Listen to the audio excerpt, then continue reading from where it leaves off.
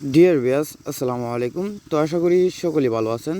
তো আজকে আপনাদের মাঝে আলোচনা করা হবে আপনারা কিভাবে পাবদা মাছ চাষ করবেন এবং কত শতক পুকুরে আপনারা পাবদা মাছ চাষ করতে পারবেন। প্রথমে আপনাদের মাঝারি সাইজের পুকুর নির্বাচন করতে হবে। পুকুরটা হইতে পারে 30 থেকে 40 শতক বা 50 শতক। এবং পুরাতন পুকুরের ক্ষেত্রে আপনারা পুকুরটা শুকিয়ে পুকুরে অবাঞ্ছিত পাতা বা লতা পাতা যে থাকে এগুলো আপনারা পরিষ্কার করে নেবেন।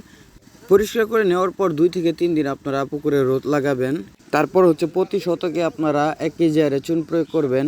চুন প্রয়োগ করার পর আপনারা পুকুরে পানি ঢুকাবেন। পুকুরে পানির গভীরতা রাখবেন 3 থেকে 4 ফিট।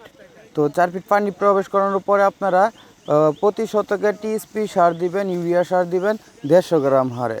তারপরে সরিষা খোল দিবেন আপনারা 200 গ্রাম। এগুলো ব্যবহার করার পর 3 থেকে 4 দিন পর দেখবেন আপনার পুকুরে একটা প্রাকৃতিক খাদ্য তৈরি হয়েছে। তাহলে আপনারা পুকুরে আপনার মজুদকৃত প্রাণ আপনারা পুকুরে দিয়ে দিতে পারেন। তারপর যদি আপনারা পোনাগুলো চাষ করেন, অবশ্যই ইনশাল্লাহ আল্লাহর রহমতে আপনাদের পোনাগুলো খুব দ্রুত দেখবেন তাড়াতাড়ি বড় হচ্ছে। এবং যে সকল চাষি ভাইয়েরা নতুন চাষি ভাইয়েরা রয়েছেন, আপনারা পুকুর প্রস্তুত বা মাছের বিষয়ে আপনাদের ধারণা নাই, তারা আমাদের ভিডিও দেয় স্ক্রিনের নাম্বারে যোগাযোগ করে আমাদের কাছ থেকে সকল তথ্য ও পরামর্শ জেনে নিতে পারবেন। এবং যে সকল চাষি ভাইয়েরা চাচ্ছেন যে আপনারা পোনা সংগ্রহ করবেন, তারা আমাদের ভিডিও দেওয়া নাম্বারে যোগাযোগ করতে পারেন। আমরা সারা বাংলাদেশে মাছের পোনা সাপ্লাই দিয়ে থাকি এবং কি আপনারা চাইলে আমাদের কাছ থেকে রেনু ও দানি পোনা আমাদের কাছ থেকে সংগ্রহ করতে পারবেন। তো এটা 2026 সালের নতুন সালের পোনা আমরা সেল দিচ্ছি। এইগুলো মাছ যাবে আপনার কুমিল্লা ক্যান্টনমেন্ট। তো এই দেখেন আমরা পুকুর থেকে তুলে বার দিয়ে আমরা হ্যাচারিতে নিব আমাদের পজেটে নেওয়ার পর আমরা এইগুলো শাওয়ারিং খাওয়াবো। তো এই দেখেন বার দিয়ে নেওয়া হচ্ছে। এগুলো বার দিয়ে নিয়ে আমরা হ্যাচারিতে প্রবেশ করাবো।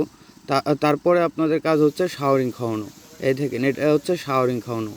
কারণ আমরা চাই সুস্থ সবলভাবে মাছের পোনা চাষিদের কাছে পৌঁছে দেওয়ার জন্য।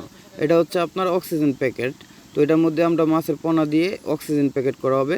আপনারা সম্পূর্ণ ভিডিওটা দেখলে অবশ্যই বুঝতে পারবেন আমরা কিভাবে মাছের পোনা সাপ্লাই দিয়ে থাকি। এই দেখেন এগুলো আমরা এই যে অক্সিজেন দিয়ে এগুলা প্যাকেটিং করা হচ্ছে।